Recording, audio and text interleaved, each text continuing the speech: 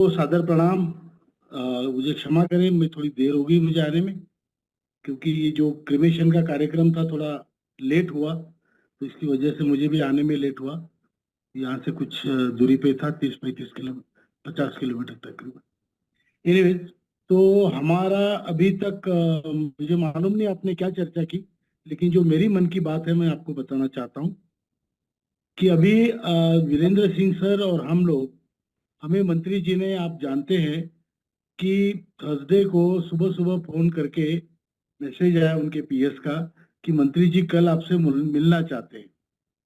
तो इतना दूर से 1500 किलोमीटर से इतनी तुरंत जाना तो मुश्किल था, बट सौभाग्यवश हमारे वीरेंद्र सिंह जी तब ग्वालियर के आसपास ट्रेन में जा रहे थे उनके अपने निजी काम के लिए।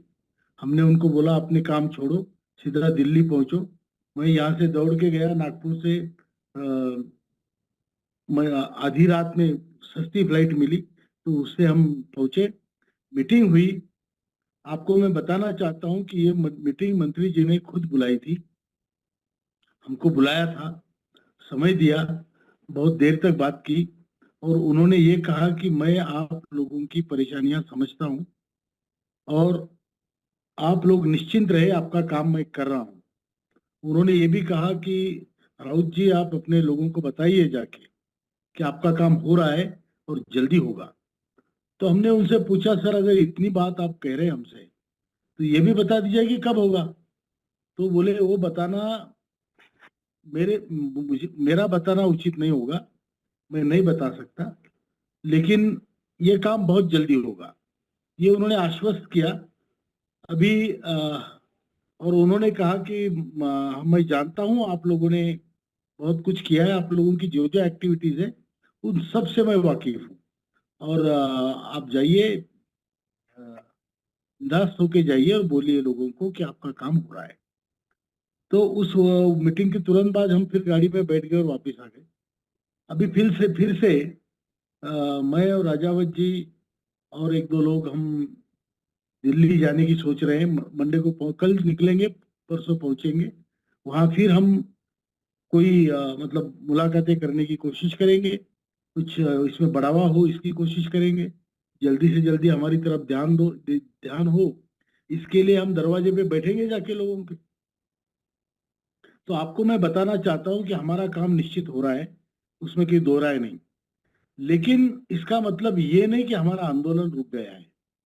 हमारी मीटिंगें बड़ी बड़ी तौर पे अभी, जो महाराष्ट्र में पोखरकर साहब और अंबेकर साहब ने, पांगारकर साहब ने जो बड़ी बड़ी मीटिंगें कराई, वो यकीनन बहुत बड़ी हुई। जैसे वैसे ही साउथ इंडिया में बहुत बड़ी मीटिंगें हुई। अभी हमारे गुजरात के भाई वलसाड, भावनगर, यहाँ पे मीटिंगें ले रहे हैं। भावनगर, आपको मैं बता दूं कि ये कॉन्स्टिट्यूएंसी, भावनगर में दो कॉन्स्टिट्यूएंसी है। एक नीमूबेन बम्बारिया जी है जो मंत्री है, और दूसरे मनसुख जी मांडविया जी है जो हमारे लेबर मिनिस्टर है। ये दोनों की कॉन्स्टिट्यूएंसी है। वहाँ तकरीबन 4-5 हजार लोगों का सम्मेलन करने का हमारे खिमजी भाई, उका भाई चौहान, खिमजी भाई यादव और आरसी पटेल जी, इन सबकी मंशा है। हम उनको एक शुभकामनाएं देते हैं अच्छा सम्मेलन करने के लिए। और हमने मंत्री जी को उसका न्योता भी दिया है कि जब भी मंत्री जी का टाइम मिले, आप खुद आइए, आपको जो हमको बता रहे हो लोगों को बताइए, आप क्या अश्योरेंस देना चाहते हैं, आप आके हमारे मीटिंग में दीजिए। तो उन्होंने कहा मैं दिखूंगा, मुझे पता नहीं मैं आ पाऊंगा नहीं, लेकिन अगर उसके पहले आपका काम होता है तो मुझे आने में खुशी होगी, ये उन्होंने कहा है। निमूबेन जी ने भी आने का आश्वासन दिया है। उसी प्रकार हमारे साउथ इंडिया, आप जानते हैं नरगुन साहब ने साउथ इंडिया में बहुत ऊर्जा भरी है, बहुत ऊर्जा भरी है। It's very motivated lot, and वहाँ पे साउथ इंडिया में बेलगांव में, जो कर्नाटक महाराष्ट्र के बॉर्डर पर पड़ता है, वहां पे तकरीबन 100 चीनी मिलों का बहुत बड़ा सम्मेलन होने वाला है।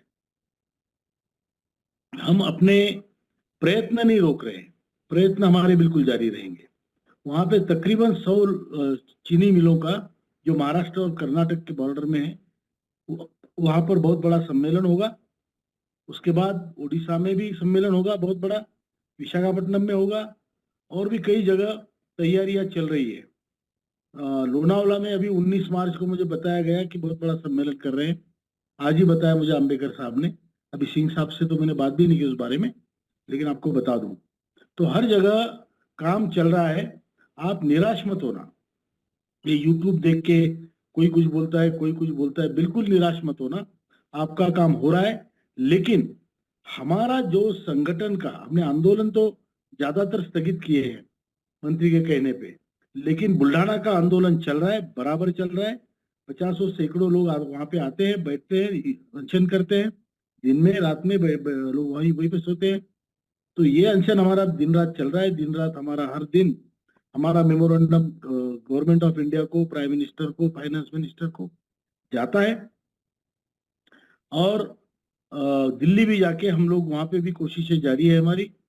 तो इसमें बिल्कुल निश्चिंत रहिए। आप ये देखिए कि संगठन मजबूत कैसे होता है, क्योंकि जब लड़ाई नहीं होती तो लड़ाई को ऑर्गेनाइज करने की तैयारी होती है। ये हर किसी का फंडा है, हर किसी देश का, हर किसी ऑर्गेनाइजेशन का। तो जब लड़ाई की तैयारी होती है, लड़ाई के समय तो लड़ाई लड़ेंगे, लेकिन तब तक फिर अपनी फौज तो तैयार हो। तो हम लोग वही वही कोशिश में है। इसीलिए शायद नरगुन सर ने अगर आपसे बात की होगी तो ऑर्गेनाइजेशन के बारे में बात की होगी। हम लोग चाहते हैं कि हमारा संगठन भी बढ़े, काम भी जल्दी हो, और काम होने के बाद में संगठन का बहुत महत्व रहेगा।